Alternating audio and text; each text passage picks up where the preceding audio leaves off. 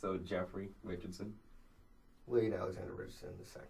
Oh, there you go. There's an ace in there, but I never use that. Mad professional. Will you ever stop taking pictures? Absolutely not. Never. Why? I tried it one time. It's just like, it's my outlet.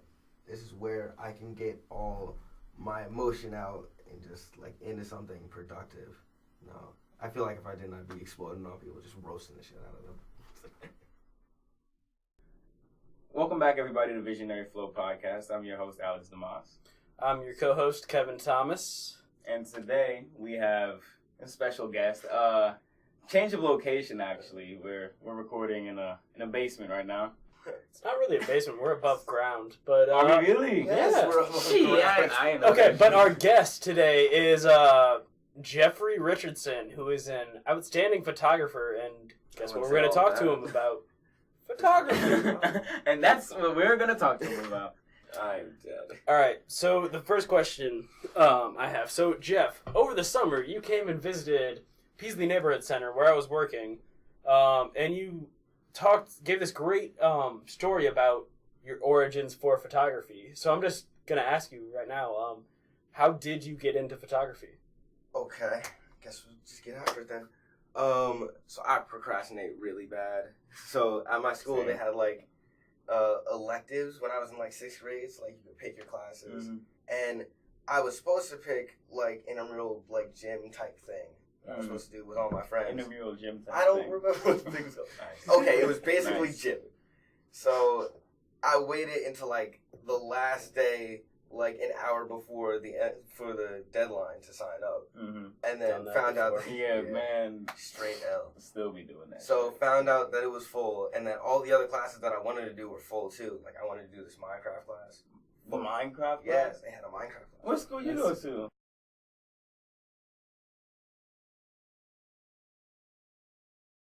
The class that was left was photography and silk painting. That was the last thing. So this was my bio teacher at the time, Dr. Day, and I thought it was the dumbest thing ever, but I was like, I have to have a class, so that's just what I picked. Yeah. And I was just sitting there for a while in the class for a couple weeks, and I was like, wow, this is actually really fun and interesting. Like, this is something that I like doing. And it was just like a good outlet for me, just to like spend time doing that. And I remember, so I wanted my own camera because I was always using one from the school. So I tried to get my mom to get me one, naturally. Nah, it wasn't absolutely, happening. absolutely It wasn't happening. not. So Boy, what you need that camera for? exactly. So Just the only camera that I knew that I could get was this one at the corner store Walgreens for $100. Oh. So You got a Walgreens, Walgreens yes, camera. this Walgreens Kodak, camera, this nasty thing, bruh. So here's how I did it. I periodically stole $20 out of my mama's purse. You got away with taking $20 at a time. $20.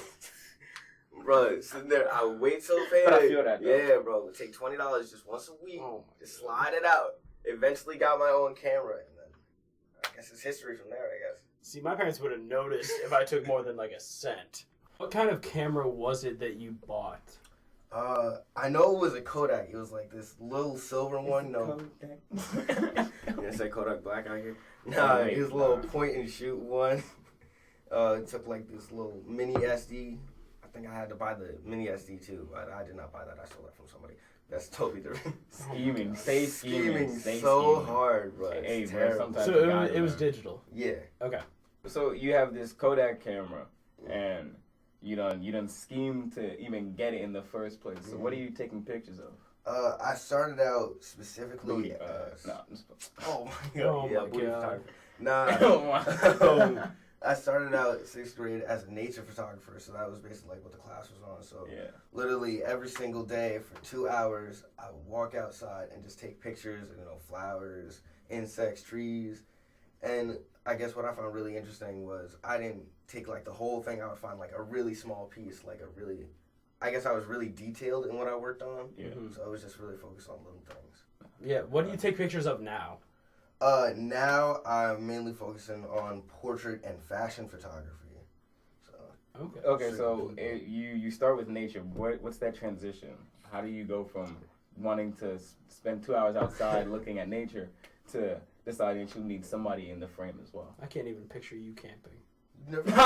Boy, Bro, I no used to camp survival all the skills. time, bro.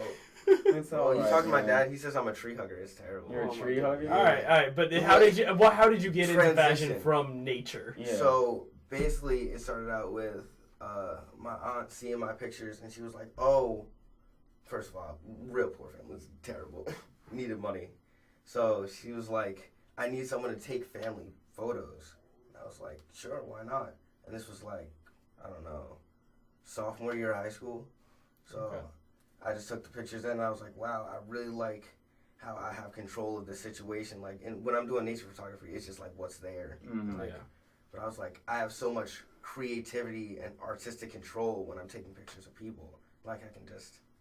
And the crazy Yeah. thing about that is you can literally define the memories that people will have. Yes. Like, you get to dictate the way people remember a certain Yes. situation, and that, like, Yeah, you have control over the history, bro. Like, Exactly. Like, in a I was talking picture. to the kids, and In a I was picture. like, I see myself as, like, I guess a thief of memories. Like, I get to capture people's emotions and yeah. how they feel about something and, like, change their perspectives. No, that's real shit. That's Okay. real shit. I got you. Actually, let me ask you this then.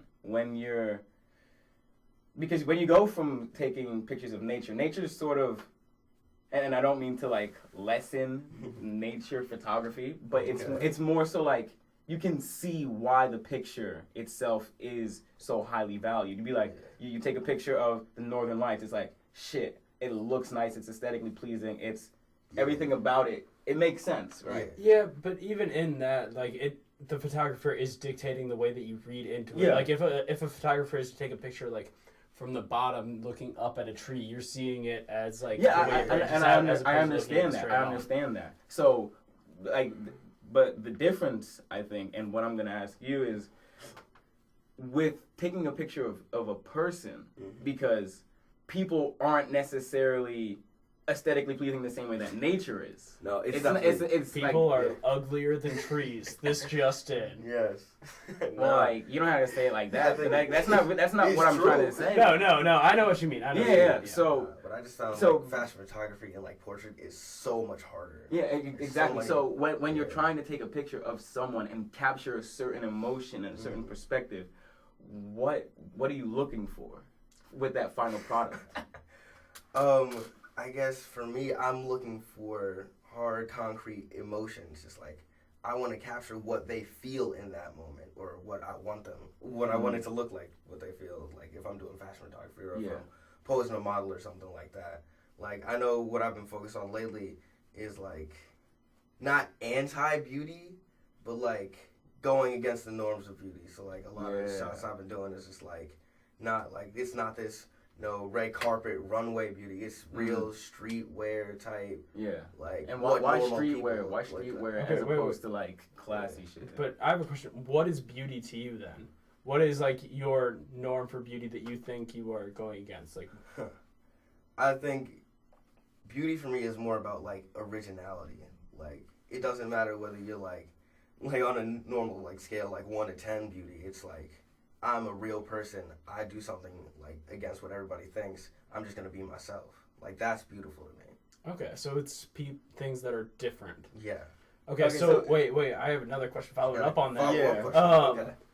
So have you ever taken pictures going against that, like your standard of beauty? Have you taken pictures against that, like Against- very dull, normal things, like people just doing the same thing that every other human like being somebody does? just eating some mac and cheese or some shit. Yeah, where it's like the most normal Yeah. epitome of humanity. Like just You're- walking. yeah, Just it's like just making a you walk. can't look pretentious when you're eating mac and cheese. Well, you can pinky out. Pinky you out. I know, eating but mac and even cheese. even then, you just look weird. Well, yeah, you Because- just look like you're just a dummy. Exactly. Yeah, like you can be wearing a tux and be eating mac and cheese, and you Imagine look that essentially the same Motherfucker thing. got It's an like, easy mac and he's wearing a tuxedo. Just Yeah. bro. Said hood rich out But- here. but even then, it's like it's not pretentious yeah. because you can't like you don't look rich if you're eating mac and cheese. You just look human. So Yeah. have you like taken pictures of humans It's Just in me. that way? All right, so in high school, my friend Chris Palladino, literally what we would do. Shout out to Chris Palladino. Stevens Institute of Technology. I don't know, Stevens. Yeah, whatever that is. Basically, every single day after I had practice, we would go out and just shoot people like around our school. So like we would go to this coffee shop and take pictures of people, and this pizzeria that was like right by our school, and which was really weird because we weren't a yearbook or anything, so it was just like us taking pictures of random people. They were like, "Why are you doing that?" And I was like, "Well, I just love photography." I'm sorry, but yeah, like took a lot of pictures of people doing like just normal, mundane, everyday things, and like I do that a lot now with my campus job. So I'm a campus photographer, so I have to take pictures of people just relaxing, studying, doing what normal people do, and then I also get to do like all the activities and stuff. Again, that capturing emotion type things. So. That's real as shit. That's real as shit. But I want to ask you, if it's because you said that you like to take pictures that sort of go against beauty norms. So are you saying that you're going against beauty norms or your definition of what beauty is? Yeah, I'm assuming it's beauty norms. Yeah, it's beauty norms. Okay. Yeah, I got you. That makes gosh, sense. Yeah. So who are your influences in photography? Is it like you have these photographers in mind that have influenced you, or has it just been like people in your life? It's definitely been people in my life, and especially like in this digital age, it's not just like about one photographer. It's about seeing how on Instagram you go in there and it's like every picture looks exactly the same. It's the same type of fashion. It's the same type of thing. We're all doing the same thing, and I'm just trying to be different. Like I want to stand out. So I know like a real big inspiration of mine was again this Dr. Day, the teacher that I started out with, like when I was first doing photography, and it was just like you got to pay attention to the little things, not just like the whole grand picture. Like you need to understand like the individual parts. So like that's why I started out as like macro photography and taking pictures of small things like in nature. Yeah, beauty in those like, little things is I think one of the most overlooked aspects of like life in general. But again, my personal perspective is the little things are stuff like eating macaroni and cheese. Well, yeah, exactly. As opposed to like, little details in the way that like an eyelet or aglet of like somebody's shoe. Like that's I think it's a spectrum though. Yeah. I feel like both eating mac and cheese and details like that. And the aglet detail. Yeah. Like I feel like they're both. I think they're two different types of. Yeah, two different again, types this is my same, this is my perspective. Aglets also are super normal, which I just love that. I love normality because I think it's funny. But influence wise, do you know who Robert Frank is? I do not know who Robert Frank is. Oh. I had I'm about to get inspired. I had to just look up his name, but he's like one of the most influential photographers in the history of photography because he wrote this book. He created this book called The Americans in the 1960s, I believe, where he just show about the Russians. No, not that show. No, he like traveled around the United States. He was from Switzerland. He traveled around the United States and he took pictures of people doing everyday stuff, not like high quality pictures. Like some of them were kind of blurry, and the focus was on showing the way that like America really is. It's not this like great illustrious country where everybody's happy and working. It was pictures of people looking bored as they rode the bus home. It was pictures of stuff like that, and it wasn't in focus. It was like slightly blurry because this was the 60s. Everything was filmed. And the way that worked, like, encapsulated, like, just the normality, the lack of, like, actual clarity there is in reality. So do you, as a photographer, try to capture this, or do you try to go for your own, like, kind of created stuff? Like, you mentioned how when you're taking a picture of, like, a person in fashion photography, you can dictate the entire scene, like, their own emotions. How do you feel about, kind of yourself as a director versus yourself as stealing memories, like you said, because there is kind of a conflict between taking pictures of the way that life is in this and your own kind of dictation of how they come off and how they appear to everything else. So where do you stand on that middle ground as a fashion photographer? So I guess like how I've been acting like lately is taking pictures of what life actually is versus like how I want it to be. Like I guess I want it to be more intense and more exciting than it is. And like that's what I try to put forward in like my fashion photography. But life isn't like that. So I have to, I guess, come to this realization and understand it with myself. Like, there's other things I need to focus on, just normal, just everyday life. Mm-hmm. Yeah. Also, what are you doing with photography now? Like, what are your current projects? What are you... Current projects, doing campus photography, you know, capturing student life, you know, billboards and stuff, smiles, you know, everybody's happy, you know. When I was with Tarsai and she said, like, that I'm supposed to take minority magic pictures, where it's like a mix of like white people, black people, like people from different religions and stuff. So I got to do a lot of that. Okay. Guess I'm a sellout. Straight L's. Already Already a sellout. So how did I'm you getting paid? how did you get into the campus photography job?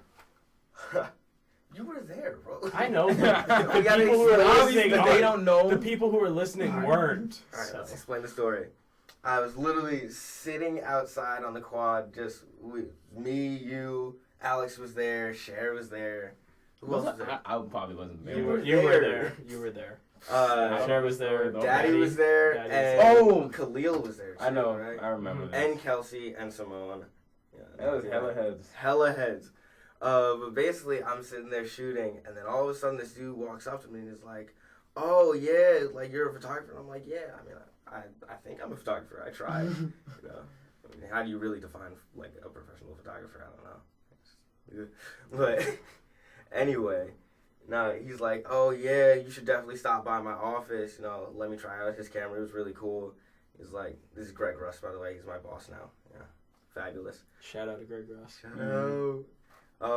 But I go to his office like 2 days after that, and he's like, "Yeah, I actually need a student life photographer. Can I see your portfolio? I really love like your style and everything. I would really love if you had this job." And I was like, "Sure, like that's a fabulous opportunity." So took the chance, and now we're here. Okay, so you said something that really intrigued me. Is how do you define yourself as a photographer? Is it because you get paid to do it, or is it because this is like your passion? I think it's because I'm passionate about it. Like, well, I mean, at the same time, like, you could be an accountant and hate being an accountant, but you still get paid for it. So I don't really think that's like a qualification. Like, payment is a qualification. So that doesn't really make sense to me. But it's just like something that I care about. So I am that. That is like So a part of who I am. It's how much you are willing to put into it. It really dictates So it's whether or like not it people is who don't know me, they're like, "Oh, it's that kid carrying around that camera all the Yeah. time." Okay. Like, it's a part of my identity, I guess. So you're a bio major, yeah? Yes. So 30 years from now, Mm-hmm. if you become, a doctor or whatever, would you identify as a doctor or a photographer I feel at like that I'd point? be able to identify with both if that Okay. like photography So- is still in my life. Even then, if it was just a habit and it wasn't like you were doing this like and getting paid for it, this was just something you loved, you would still like, Identify if as a somebody was photographer. like, "So who are you, Jeff or Dr. Richardson?" I guess at that Dr. point, Richardson. Dr. would you say, Richardson. "Oh yeah, I'm a doctor and I love photography," or would you say, "I'm a photographer, but right now I'm working as a doctor"? Yeah, Or- which one are you first? Oh, Yeah. Wow. That's a very interesting question. Okay. Shit. I feel like I would probably realistically identify as a doctor first, and just, I guess it would be like a doctor that just so happens to be a photographer too, and just like being able to use those tools in that field as well. So that'd be. And it's very interesting that you asked that question because when Sheridan was on here, we had a similar situation where she wanted to be identified as an artist first and a D1 track athlete second. Yeah. So, But realistically, I mean, she's we- both we- at the same time. Yeah. realistically, But- you're both at the same time. Yeah. It also heavily depends on how the person views themselves. Yeah. And like what they view as what they do being. And what they want to be known at, and what they want to be known for, really. Mm-hmm. I'm sorry, I just noticed your Feel the Burn t-shirt. That's nice. Feel the burn. Thank you. I Man, appreciate Bernie that. Sanders. Oh. Shout out Bernie. Shout out to Okay. Bernie. All right, because I'm always interested in anybody who's an artist. I'm always interested in their vision and what they look for and what is aesthetically pleasing to them. So when you are scrolling through Instagram and you stumble across an art account, what exactly catches your eye? If you happen to be like, oh, I need to follow this account, why are you following that account? I feel like for me, it's definitely like composition, just like what's actually in the photo versus like quality of the photo. Cause like when I've been doing like campus photography, like he is focused so hard on like whether it's a sharp image and like whether everything is like perfectly in focus. And like for me, it's just like, what about the content? Like, I think the most important part about photography is, and like people forget this all the time, is like you're telling a story. Like, don't forget about it. People are just like spending all this time and money on high quality equipment, you know, sound gear, video, you know, camera gear. You gotta have the best stuff, the best lenses, and I'm like, but if your composition is trash, then what's the point? Like, and you answered a question I was gonna ask you, because hey, hold up, I'm really struggling right now. I'm really struggling to remember this. I was gonna ask about like campus photography. So what are you looking for when you take a picture on campus? When I'm on campus and I'm looking for like a good mix of different people from different types of cultures, just, I guess, enjoying each other's company and just like being joined in something that they're passionate about. So like the minority magic? Yeah. Alright, but the question I was gonna ask you, okay. Bro, I was struggling for a minute, man. I couldn't think of the question. But because you say that you're a memory thief, well, you're stealing memories essentially. Well, what are you planning on doing with it? And it's clear that you have this particular eye that's more suited for content. So you're trying to take the memories, you're stealing them and trying to turn it into a story that could be really meaningful for somebody. Yeah. So that's real shit. Yeah, what are the memories that you want to steal? Okay, so if you're on Instagram, you know, everybody looks so happy all the time. I'm sorry, that shit really pisses me off. I'm like, life isn't happy all the time. We don't need that. So, like, I want to capture, like, a variety of emotions, whether it's, like, intensity, anger, whether I'm really happy, I'll capture that too. But it's just, like, just a whole wide range. You don't want happy to be the only thing. Yeah, I want to capture the human experience, not just one, you know, faculty of it. Interesting. So, how do you as a photographer come out in your pictures? Because like one of the things that I really focus on as a writer is how I present myself, because I'm the one telling the story, whether it's fiction or nonfiction, whether it's a poem or whatever. It's the way that like people will read it and they'll be like, oh, this content might be cool, but they're also thinking about who I am as a writer and like what my signature things are, what my voice is, how I present the story. So how do you get your voice across in a medium where people can't hear the way you write sentences? I think part of it that really helps me, but it's also bad, like at the same time, is I don't have a distinct style yet. So like you can't look at one of my pictures right now and be like, oh, Jeff took that picture. Like there are certain photographers where it's like you could pick out of like thousands of pictures exactly which ones are theirs, like the way they edit their photos and like their composition. Like just for me, it allows me to be more free with my story and when I present stuff. Like I understand what you're saying, like they can't actually hear me in this medium, but hopefully if I'm doing my job right, you know, they're thinking about it in the way that I want them to think about it. But even if people don't understand it, that could also add a level of mysticism to it. Yeah. Sort of it becomes even greater than it normally would be if people understood it, because if people aren't able to understand it and your viewpoint is, well, you should be able to, then that means to them you have some sort of knowledge that isn't available to them. They don't know the shit that you know. And so like they're gonna view your work at a higher level. And like I guess what would be really cool for me is like you were talking about, like them interpreting it different, like having a different understanding of what it means. And that's cool to me, like that the fact that my photos can like change how people understand stuff and be like, oh, I see this picture, and me as a photographer think of it as a certain way and like get a certain perspective of it, and then somebody else who's, I don't know, why do I keep saying accountant? I don't know. Accountant looks at it and he sees something like completely different, or like how someone's background completely alters how they view something. Like that's just the beauty cool of art. Yeah, it's the beauty of art. So yeah, kind of like how I just want to talk about Ansel Adams. Then talk about Ansel Adams. Do you guys know who Ansel Adams is? No. Jeffrey, you need to know this. You need to look more into the history of photography. Ansel Adams. Know there was a history. Boy! Self-taught. No, Ansel Adams is like he's an incredible art photographer. Like Robert Frank and Ansel Adams are like two seminal people in I thought you the were gonna say history best and friends. the art of photography. No, I don't think they were best friends. Two best friends. But Ansel Adams is known for his pictures in which everything is in focus. Mm-hmm. Like, they're huge, and you can, like, see every single detail. They're beautiful. So, like, that's his kind of signature. And Robert Frank's signature is kind of the blurriness of stuff and, like, the capturing of reality. And you talked about how you haven't really found your own signature that makes people know this is a Jeff Richardson photo. So, kind of, like, what are the things that you've been working through as you've been kind of searching for your own voice in this? So how do you search? I really just sit there and just like think about what I want this photo to look like. So it's like one day I'll try something different with the lighting or like the focus of it. It's like So very like experimental. Yeah. You just sort of throwing like, shit out and see what am I happens. thinking about today? Yeah. Just like go for it. Like if I have a thought and like, oh, this might look cool, and like maybe it's never been done before, like And I want to you do just that. try and see what happens. Yeah.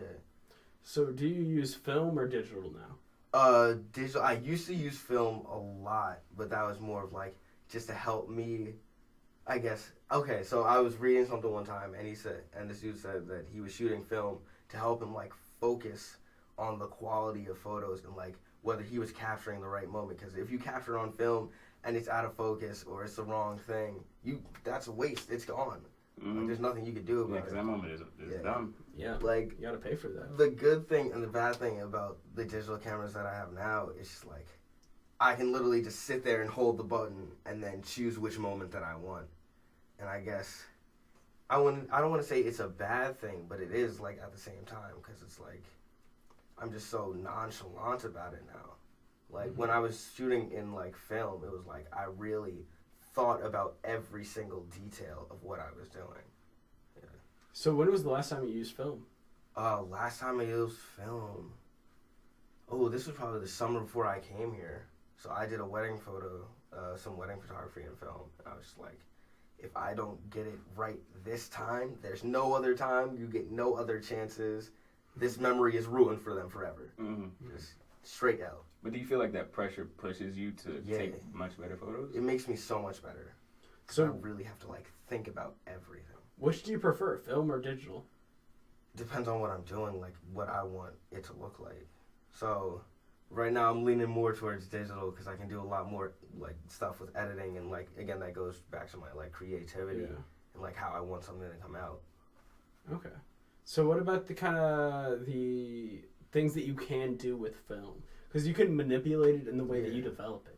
So do you prefer being able to manipulate it digitally, like with Photoshop, or do you like being able to manipulate the way in which it's developed and like how these things come out? Because they're very different.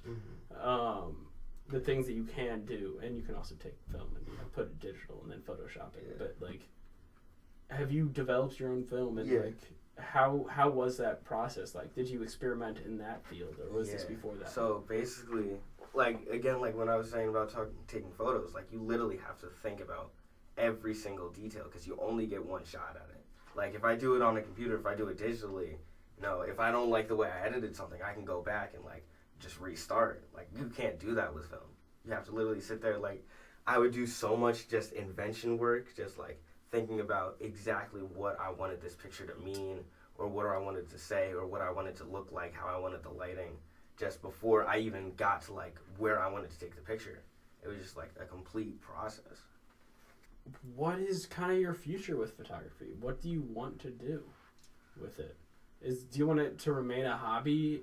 Because you are a bio major. You're not an art major. You're not focusing on photography as an art. So do you just want it to be a hobby while you have, biology and the way it develops in your life as a career? Or do you want to is your dream to become a photographer? Honestly, I don't know. And that's like the beautiful thing about it. Like I can just do whatever I want with it right now, just like wherever it takes me.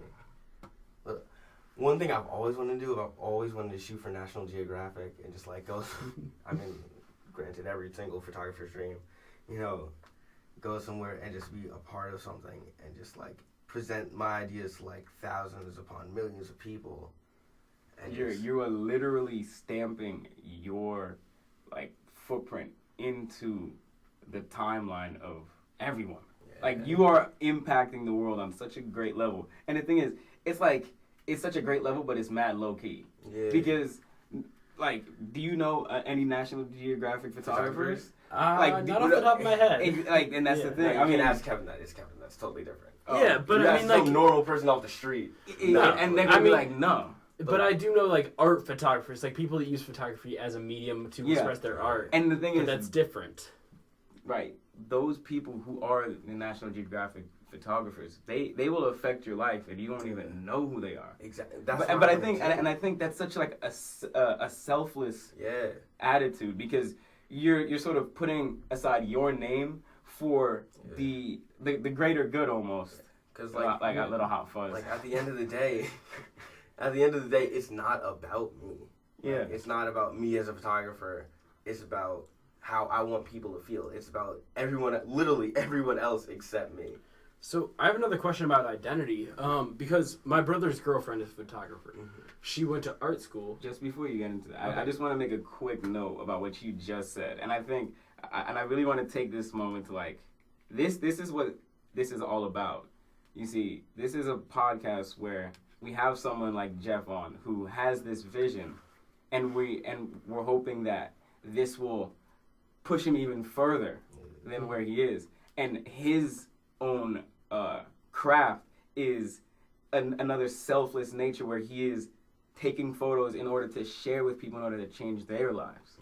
It's about his vision, not himself. Yeah, it's this constant cycle of doing for the next person, which I think if you keep that model in your life and you're thinking about what you can do for other people and how you can help other people, then you're on the right path.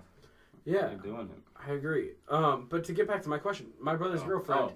Never mind. I didn't say anything. No, I mean that was like really good, but I want to continue focusing on Jeffrey. My brother's girlfriend. Oh, I guess fiance. They're getting married in May, I suppose. I guess fiance. Yeah, I don't know. It's complicated. But so she went to art school. She has a degree in art with a focus on photography. And she views herself as an artist who uses photography as her primary medium to convey her message. Before you continue, I don't believe in art school. That doesn't make any sense to me. I'm not going to address that. Someone can teach you. No, I'm not saying that I couldn't learn stuff at art school, but I just feel for my specific craft. It's about experiencing it.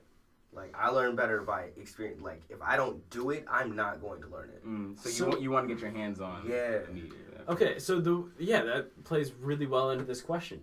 The way that an artist is supposed to do something is that they have this idea for something they want to say, and then they choose what medium is the best for this message. Mm-hmm. Or at least some artists will do that.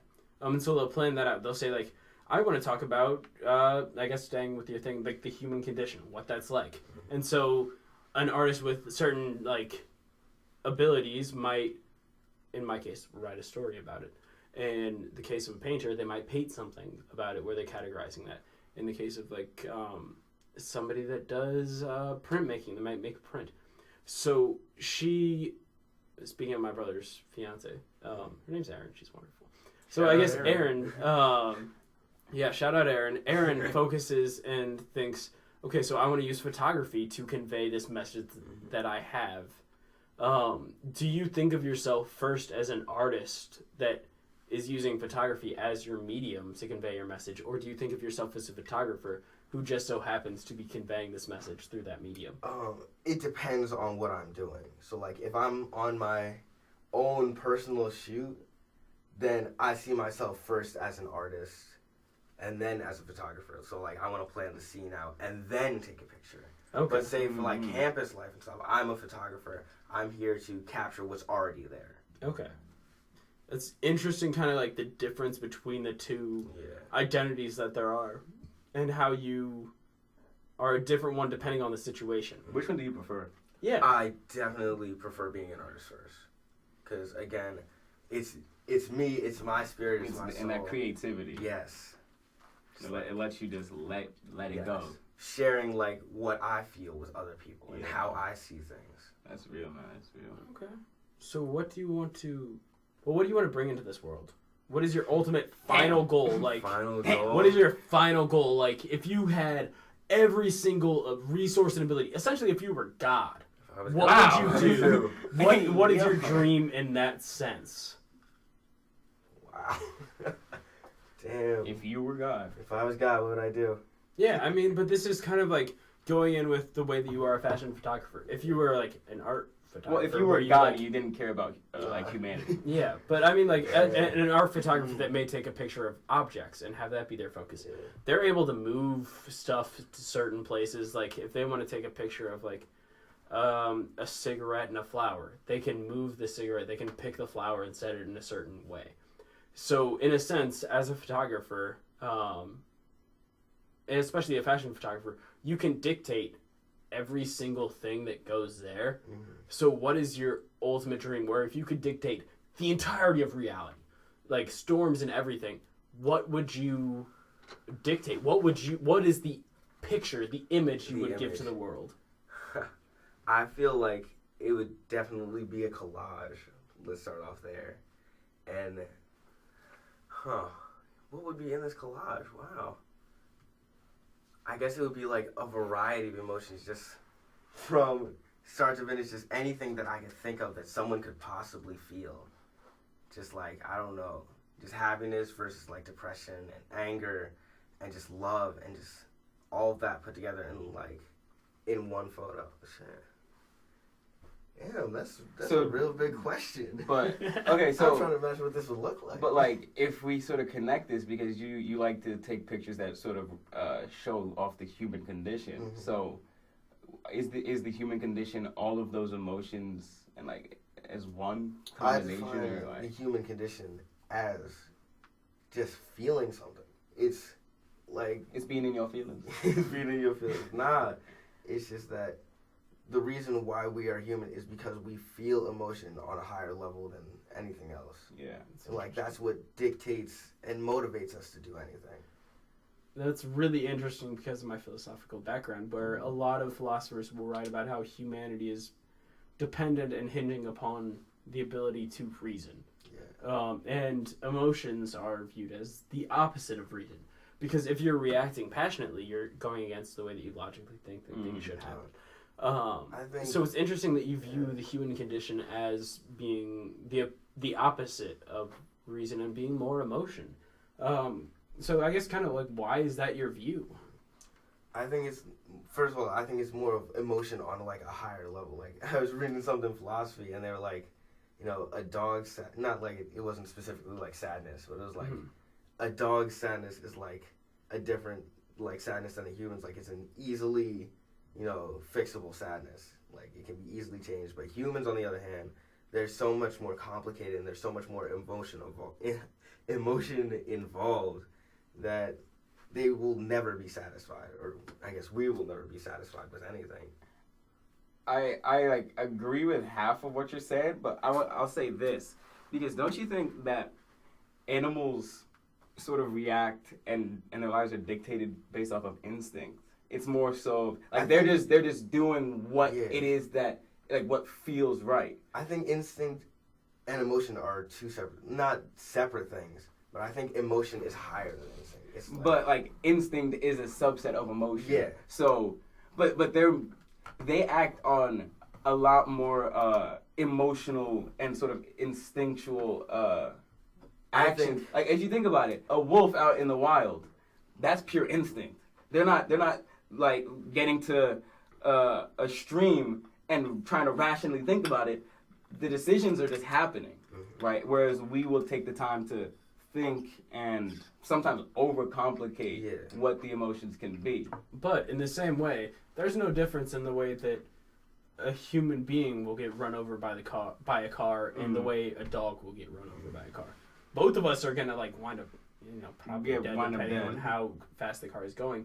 And it'll be the same experience of just this pain. So and there's no difference in us in that way. Yeah, and no matter what was happening within the person or within the animal before that moment of death, the ending factor for both is death. Yeah. So it doesn't really matter.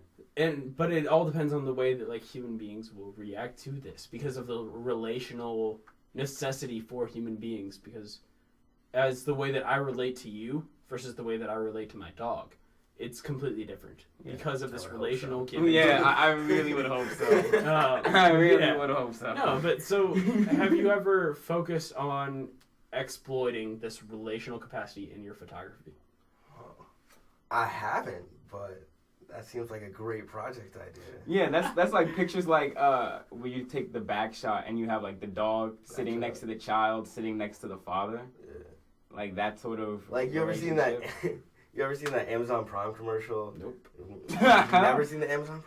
I But there's like I don't of really them, see commercials. There's like a lot of. Alright, them, it's the little so. Amazon Prime commercial where like the two people had a dog and then they had a kid and they were so focused on the kid. And then all of a sudden they see the dog sitting in the background like all sad. Yeah. And they push the little Amazon Prime button and all of a sudden he's got like this little Hawaiian headdress and like, Oh my the god. kid loves the it dog. was sort of ridiculous.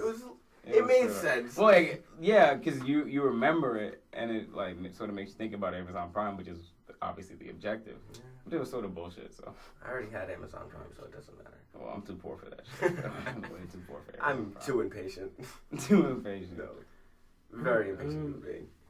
All right. Thank you guys for stopping by and listening on SoundCloud. I don't know.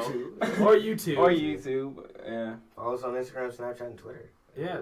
Oh yeah, Jeff is also a part of the Visionary Flow podcast team. We just happen to work with incredible people too. So Hi, I'm incredible. also, if you have any guests that you would like to suggest and you'd like to have us bring onto the podcast, let us know in the comments below. In the description, we'll have Jeff's Instagram and his art Instagram. You can see his work. You can see like what he says. Like, he practiced what he preaches. Like, you can see that distinctly on the Instagram. Thanks, bud. Oh All right. my God. Well, see you guys next week. See you when I see you. peace.